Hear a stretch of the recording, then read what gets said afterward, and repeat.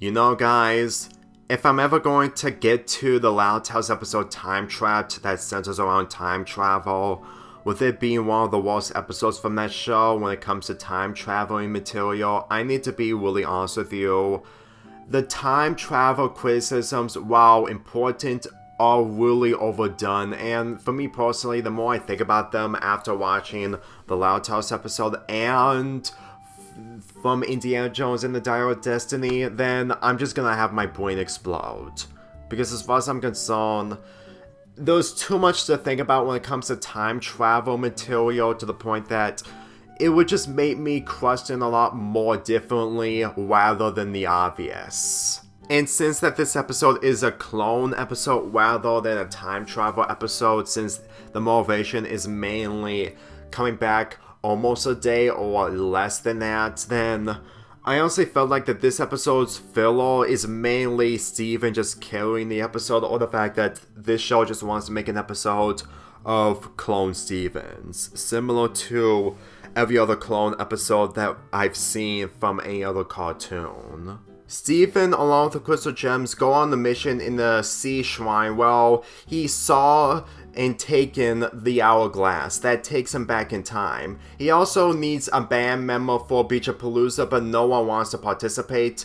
And after witnessing so many bad things happening with Greg and the car wash, he goes back in time to make things right, but then he witnessed himself from the future. Mainly him doing what he did before, just making sure that he makes things right with Greg and the other people. In all honesty, this episode, with it being a clones episode and a time travel episode, well, Steven needs to have a band by having all the band members, and this is mainly on the fact that he uses the hourglass in order to get some Stevens in order to perform a band. I'm gonna be really honest with you, this isn't one of the worst clone episodes when it comes to these types of stories. When I first watched this episode, it wasn't anything special. Like, it's enjoyable to see these clones, and the fact that it leads to a climax while all the Steven clones are in the sea shrine, while the main Steven is trying to stop all the Stevens. It's honestly good stuff.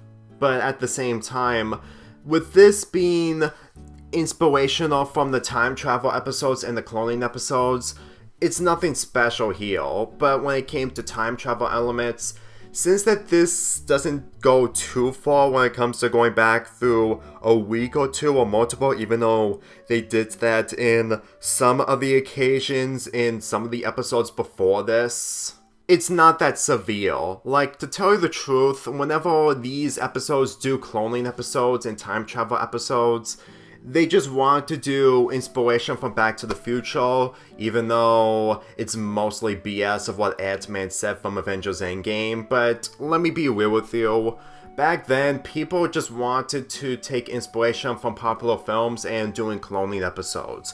And while this episode is better than the Jimmy Neutron Sending the Clones episode, for me personally, it's mainly the fact that it's not mean-spirited, and it's mainly about Steven just trying to perform as a band with other members that are himself. Besides, to tell you the truth, just seeing this band shenanigans is honestly humorous, considering that Steven's trying to set things straight when it comes to performing the band, and yet at the same time, it's difficult to realize that even if he numbered the Stevens, it's not going to make a difference. When it comes to the hourglass, since that Steven destroyed it, it's probably for the best. Like, believe me, if there's one thing that people will not take away, is that if the hourglass stayed along throughout the rest of the series and it's not being used at the right time in order to make things right for everyone, then it will probably reach a lot of plot holes. But considering that people who discuss the plot holes when it comes to later on in the series, it really feels like that it would have been a lot more severe when it comes to the hourglass not being destroyed. Then again, this show doesn't use time travel elements later on because it's not really the main focus. And when other shows do that, when it's not really the main focus, it really falls flat, and it really damages the shows in general. I honestly felt like that one of the reasons onto why this episode's handling of time travel is just fine is because they don't go too far, while in other episodes from other cartoons, they kinda do. Besides, with everything wrapping up with the hourglass being destroyed with all the Stevens disappearing or turning into dust, then it'll probably make things a lot more simpler because this episode is supposed to be a Steven episode while Steven is killing the entire episode, but in a good way because it's actually cute and humorous. And the ending where the Crystal Gems be taking part of Steven's band at Beachapalooza is honestly a good ending to this episode.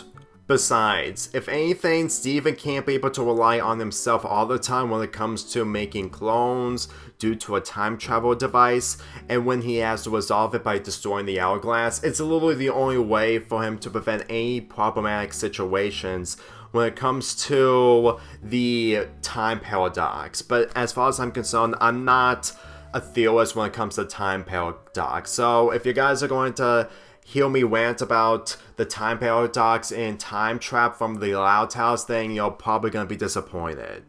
This episode is what it is, and as far as I'm concerned, it's best that we don't have any time travel elements after this episode, otherwise, well, let's be real, people are not going to give up on time travel conversations when it comes to criticisms. Let's be real, there's no escaping from that, even when you're Avengers Endgame or Back to the Future.